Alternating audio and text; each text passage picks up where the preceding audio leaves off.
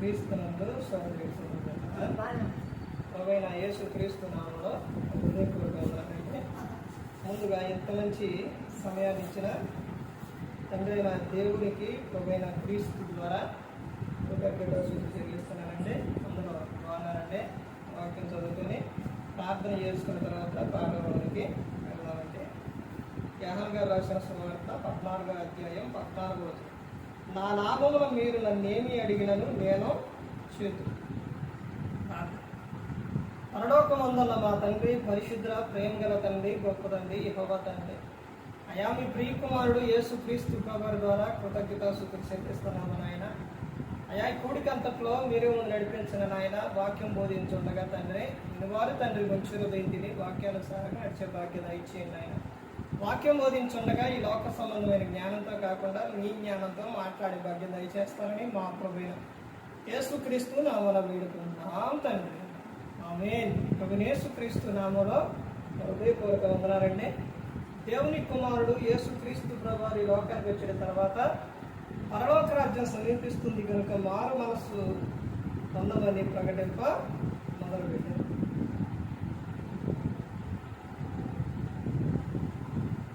అంశం పాఠం క్రీస్తు నామం. క్రీస్తు నామం అంటే క్రీస్తు నామమునకు ఉన్న పవర్.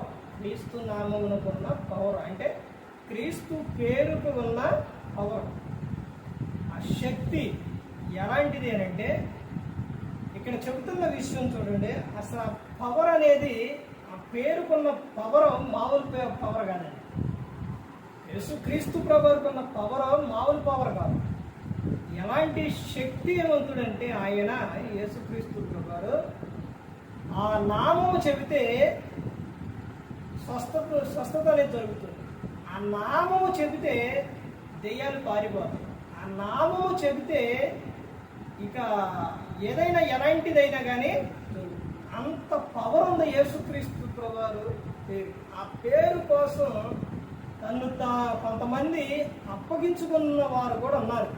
పేరు కోసం, యేసుక్రీస్తు అనే పేరు కోసం కొంతమంది వ్యక్తులు తను తాను అప్పగించుకున్నారు, సమర్పించుకున్నారు. ఆ పేరుకున్న పవర్, ఆ పేరుకు ఉన్న శక్తి ఎలాంటిది అంటే ప్రార్థన చేసేటప్పుడు పరలోకమందున్న మా తండ్రి అని మొదలు పెడుతూ ప్రతి ఒక్కడే కూడా తండ్రికి చెప్పుకుంటాం. చివరికి వచ్చేసరికి ఎవరి ద్వారానంటే యేసుక్రీస్తు నామమున అడుగుతున్నాము, యేసుక్రీస్తు నామమున వేడుకున్నాము తండ్రి అని చెప్తాం. అంటే మనము తండ్రికి చెప్పుకోవాలంటే ఎవరి ద్వారానంటే కుమారుని ద్వారా. ఇక్కడ చెప్తున్నారు యేసుక్రీస్తు ప్రభువారు, నా నామమున మీరు నన్నేమి అడిగినను నేను చేతును. నా నామమున మీరేమడుగుతారు అది నేను చేస్తాను అని చెబుతున్నాను. ఆ నామములో శక్తి ఉంది, ఆ నామములో పవర్ ఉంది. ఆయనకి చెబుతున్న విషయం ఏంటంటే ఎక్కడ ఇద్దరు ముగ్గురు నా నామమున కూడి ఉంటారు అక్కడ నేను ఉంటాను అని చెబుతున్నాను. ఇదిగో మీరిద్దరు ఏకీభవించి ప్రార్థన చేసినప్పుడు మీకు ఏది కావాలో అది మీకు దొరుకుతుంది అని చెప్పి. అంటే భర్త, భార్య, ఇంకా పిల్లలున్నా ఎవరైనా కానీ ప్రార్థన అనేది ఇద్దరు ఏకీభవించి ప్రార్థన చేసినప్పుడు అద్భుతాలు అనేది అక్కడ జరుగుతుంది. అంటే నా నామమున మీరు నన్ను ఏమి అడిగినను నేను చేస్తాను అని చెబుతున్నాను. అడుగుడి మీకు ఇయ్యబడును, వెతుకుడి మీకు దొరుకును, తట్టుడి మీకు తీయబడును, అడుగు ప్రతివానికి ఇవ్వబడును, వెతుకువానికి దొరుకును, తట్టువానికి ఇవ్వబడును అని చెబుతున్నాను. ఆ నామములో పవర్ ఉంది, ఆ నామములో శక్తి ఉంది. పిలుపు గారు దేవుని రాజ్యము గురించి, యేసుక్రీస్తు నామము గురించి చెప్పినప్పుడు అనేక మంది మారారండి, అనేక మంది బాప్తిస్మాలు పొందారు. యేసుక్రీస్తు నామంలో బాప్తిస్మం తీసుకున్నప్పుడు పరిశుద్ధాత్మను వరం పొందుతారు. అది ఎలాగనంటే పేతురు గారు చెబుతారు, మీరు మారు మనసు పొంది పాప క్షమాపణ నిమిత్తం ప్రతి వాడు యేసుక్రీస్తు నామమున బాప్తిస్మం పొందుడి, అప్పుడు మీరు పరిశుద్ధాత్మను వరం పొందుతారు అని చెబుతారు. ఈ పరిశుద్ధాత్ముడిని మనకు అనుగ్రహించేది ఎవరు అని అంటే యేసుక్రీస్తు ప్రభువారు. మనకి ఇచ్చేది ఎవరు అని అంటే యేసుక్రీస్తు ప్రభువారే. ఆ నామములోని, ఆ పేరులోని అంత పౌరం అనేది, అంత శక్తి అనేది ఉంది. అందరికీ ఆధారభూతుడు ఎవరు అని అంటే యేసుక్రీస్తు ప్రభువారే. ఆయన ఈ లోకానికి వచ్చింది మనందరినీ రక్షించడానికి ఈ లోకానికి వచ్చారు. మనందరినీ పరలోకం చేర్చడానికి యేసుక్రీస్తు ప్రభువు ఈ లోకానికి వచ్చారు. ఈ రోజున మనిషి తెలుసుకోకుండా ఇదిగో మనకు ఆధారము, మనకు అండ, మనకు అన్ని తోడు, ఇవన్నీ కూడా ఒక ఆయన ఉన్నారు అని మనుషులు తెలుసుకోవట్లేదు. తర్వాత తెలుసుకున్న వారు కూడా ఏం చేస్తున్నారంటే మర్చిపోతారు. మందిరానికి వచ్చేవారే విశ్వాసులే ఏం చేస్తున్నారు అని అంటే మర్చిపోతూ ఉన్నారు. ఇదిగో నామమున నువ్వు ప్రార్థన చేస్తున్నావా? ప్రార్థన నిత్యం ప్రార్థన చేయాలి, విసుగుకు ప్రార్థన చేయాలి, కోజాడుతూ ప్రార్థన చేయాలి, రేయి మొదటి జామును ప్రార్థన చేయాలి. ఇలా ప్రార్థన చేస్తున్నావు అన్నప్పుడు నీ గృహం చుట్టూ, నీ చుట్టూ దేవుని దూతలు కాపుగా ఉన్నాయి. కొన్ని లక్షల మందిని హతం చేయడానికి ఒక్క దూత చాలండి. ఒక్క దూత చాలు ఎన్ని లక్షల మందినైనా చంపేసి. మరి అలాంటిది దేవుడు మనకు ఎవరిని కావలిగా ఉంచుతున్నారంటే దూతలను కావలిగా ఉంచుతున్నారు. అంటే ఒక్క దూత అంతమందిని చంపుతుంటే దూతలు మనకు ఏముంటాయండి? కావలిగా ఉంటారు. ఒక్కసారి చూడండి, ఆయన నీ రాకపోకలు ఎందుకు కాపాడతారు, నీకు తోడుగా ఉంటారు, నీకు అండగా ఉంటారు.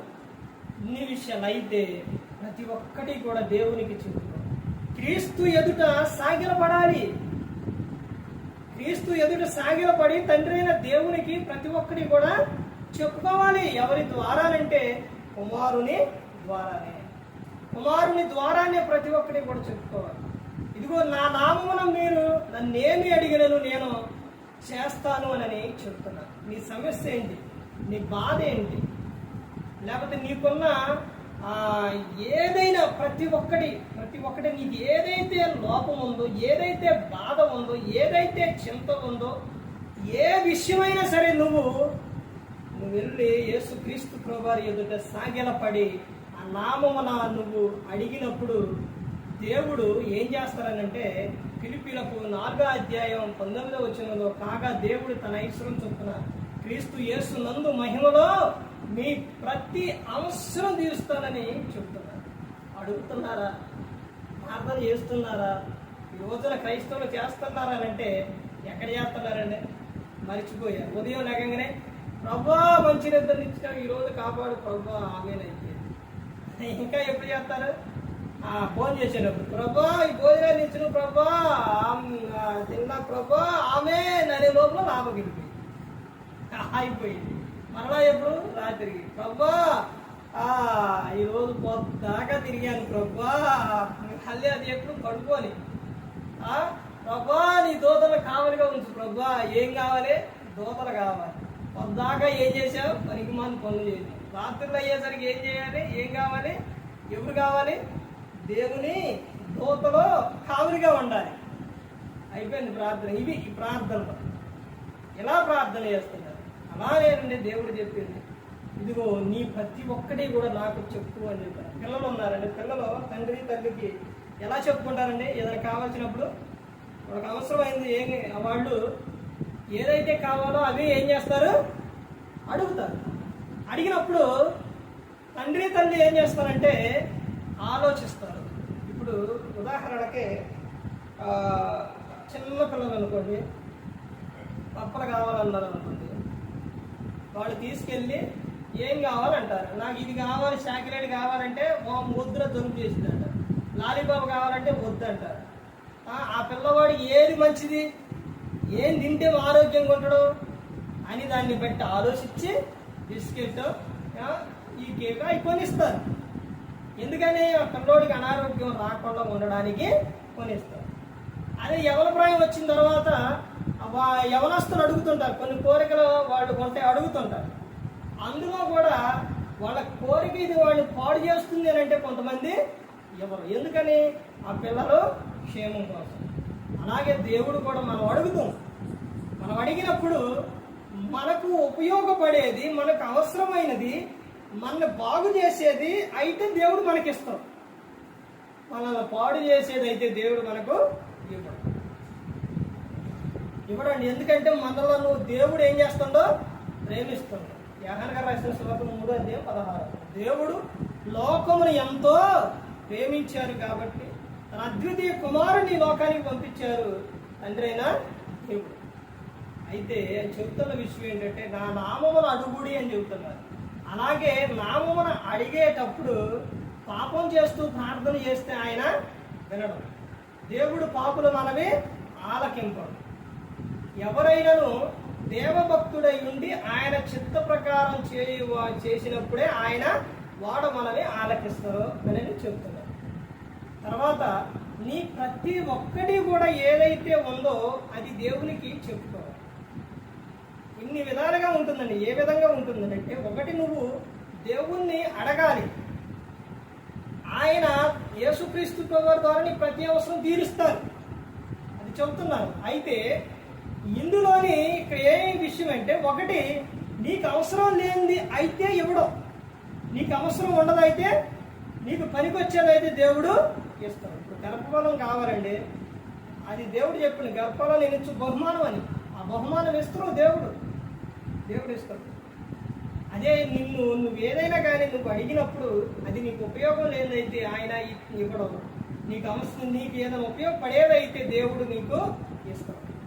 అలాగే నీది ఏదైనా కానీ నీ సమస్య ఏదైనా కానీ ఆయనకు చెప్పుకున్నప్పుడు ఫిలిప్పీయులకు 4వ అధ్యాయం 4వ వచనం నుంచి 7వ వచనం వరకు అక్కడ చెప్తున్నారు, ఎల్లప్పుడూ మన ప్రభువునందు ఆనందించు, మరలా చెప్పుదును ఎల్లప్పుడూ ప్రభువునందు ఆనందించు, మీ సకల జనులకు తెలియబడనీయుడి, ప్రభువు సమీపంగా ఉన్నాడు, దేనిని గూర్చియు చింతపడకుడి, ప్రతి విషయంలోనూ ప్రార్థన విజ్ఞాపముల ద్వారా కృతజ్ఞత పూర్వకముగా మీ విన్నపములు దేవునికి తెలియజేయడి, అప్పుడు సమస్త జ్ఞానములకు మించిన దేవుని సమాధానం యేసుక్రీస్తు వలన మీ హృదయములకును మీ తలంపులకును కావలి ఉండును అనేది చెబుతుంది.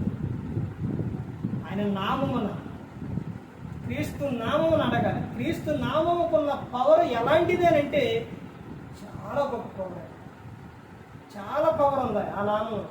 అందుకని ఆయన ఎప్పుడు కూడా విడిచిపెట్టకూడదు. దేవునికి వేరుగా ఉండి దేవునికి దూరం అయ్యి చేసేది ఏమీ కూడా ఉండదు.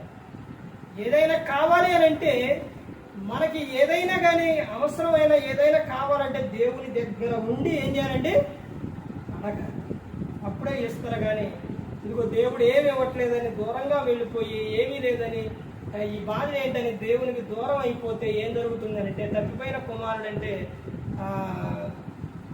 తండ్రికి 2 పిల్లలు ఉన్నారు, వారిలో చిన్న కుమారుడు ఆస్తిలో సగం నాకు వచ్చే భాగం ఇమ్మని తీసుకొని వెళ్ళిపోయాడు. ఆస్తి ఎక్కడి నుంచి వెళ్ళిపోయాడు, తండ్రి వద్ద నుంచి దూరంగా వెళ్ళిపోయి దుర్వ్యాపారం చేసిండు, తాగటం, తర్వాత అమ్మాయిలో, తర్వాత ఎన్ని ఇచ్చలవిడిగా చేసిండు. తర్వాత తన దగ్గర ఉన్న ఆస్తి మొత్తం అయిపోయింది. ఇప్పుడు అయిపోయింది, ఎవరు చూస్తారు? ఇప్పుడు ఆ పోపిచ్చినోడు చూస్తారా, లేకపోతే ఆ తప్పు చేయరా, ఏం కాదురా, తాగరా అన్నోళ్ళు చూస్తారా, లేకపోతే ఇంకెవరు చూస్తారు? ఎవరు చూడరు. ఇక ఆ నుంచి బయటికి నెట్టేశాడు.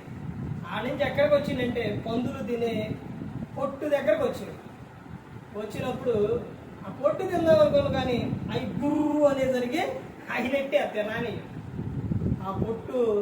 అప్పుడు అతనికి ఆలోచన వచ్చింది, నేను ఇన్ని బాధలు పడుతున్నా కదా, నా తండ్రి దగ్గర కూలివాడికి కూడా ఏం దొరికిద్ది, సమృద్ధి అయిన ఆహారం దొరికిద్ది కదా, నేను ఏంటి బాధలు పడుతున్నానని తెలుసుకొని అప్పుడు అనుకుంటాడు, తండ్రి నీకు దూరంగా వెళ్ళిపోయి నేను తప్పు చేశాను, నన్ను క్షమించు అని అడుగుతాను అని బయలుదేరి పరుగున వస్తాను.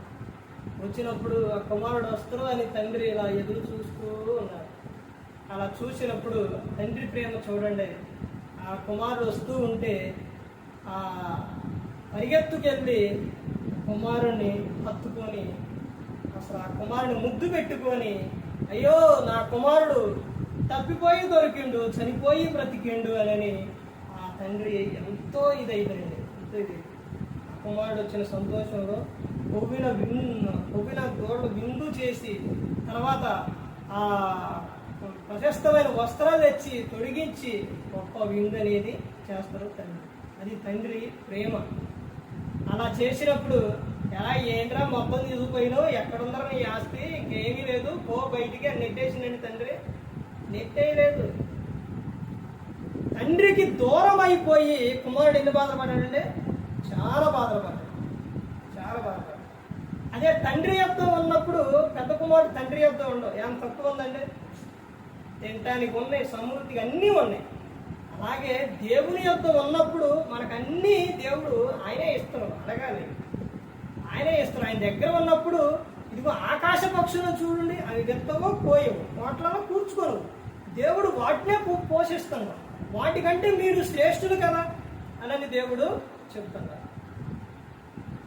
అందుకని ప్రతి ఒక్కరు గమనించుకోవాలి, ప్రతి ఒక్కరూ కూడా తెలుసుకోవాలండి. ఎందుకనంటే లోకం శాశ్వతం కాదు. శాశ్వతమైన లోకం పరలోకం, నరకం. పరలోకం చేరాలంటే పరిశుద్ధంగా జీవించాలి, దేవుని యందు భయభక్తులు కలిగి ఉండాలి. ఆనందం, సంతోషం, సమాధానం ఇవన్నీ ఎక్కడ ఉన్నాయంటే యేసుక్రీస్తు ప్రభువు దగ్గరే ఉన్నాయి. ఇదిగో నా నామం మీరు నన్ను ఏమి అడిగినట్టు నేను ఇస్తాను అని చెప్తాను. నరకానికి వెళ్ళారంటే పాపం చేసి తప్పులు చేస్తే చాలు నరకానికి వెళ్ళిపోతారు. కానీ అక్కడ భయంకరంగా ఉన్నారు. ఆ నరకం నుంచి విడిపించడానికి యేసుక్రీస్తు ప్రభువు ఈ లోకానికి వచ్చి మనందరి కోసం చెరువులో తన ప్రాణాన్ని పెట్టారు. కుటుంబం దీవించబడాలి, ఆశీర్వదింపబడాలి, మీరు బహుగా ఫలించాలని దేవుడు కోరుకుంటున్నారు. అందుకని ఆ నామములోనే శక్తి ఉంది. ఆ నామములోనే అడగాలి. యేసుక్రీస్తు ప్రభువు వస్తూ ఉంటే అపవిత్రాత్మలు పట్టిన వారు, దెయ్యాలు పట్టిన వారు కేకలేసేవాడు. యేసు, నజరేయుడైన యేసు, అప్పుడే వస్తున్నావా? దేవుని కుమారుడా, అప్పుడే వస్తున్నావా? మా సమయం ఇంకా రాకముందు అప్పుడే వస్తున్నావా అని కేకలేసి గద ఉనికిపోయాడు దెయ్యాలు. ఆ నామం చెబితే దెయ్యాలు పారిపోయాయి. అపవిత్రాత్మలు, దురాత్మలు ఇవన్నీ కూడా పారిపోయాయి. యేసుక్రీస్తు పేరుకి ఆ పవర్, ఆ పేరులో అంత శక్తి ఉంది, ఆ నామంలో అంత పవర్ ఉంది. అది ప్రతి ఒక్కరు కూడా తెలుసుకొని ఆయన ఎప్పుడు కూడా ఎలా ఉండాలంటే హత్తుకొని ఉండాలి. ఆయన ఎప్పుడు కూడా విడిచిపెట్టకూడదు, ఎప్పుడు విడిచిపెట్టకూడదు. మనం భోజనం ఎప్పుడు చేస్తామండి? లోకంలో భోజనం ఎప్పుడు చేస్తాం? ఉదయం నుంచి రాత్రిలో 3 సార్లు తింటాము. అలాగే ఇంకా ఎప్పుడు చేస్తామంటే ఈ లోకంలో బ్రతికున్నంత కాలం కూడా ఏం చేస్తాం? భోజనం తిన్నే ఉంటాం. ఒకరోజు తిని నెక్స్ట్ రోజు వద్దులే, ఒకరోజు తిన్నాం కదా ఇంకొక రోజు వద్దులే అనుకుంటారా? అనుకోరు. నెక్స్ట్ రోజు కూడా ఏం చేస్తారు? తింటారు. అలాగే ప్రతిరోజు ఏం చేయాలంటే ప్రార్థన చేయాలి. ప్రతిరోజు దేవునితో సహవాసం కలిగి ఉండాలండి.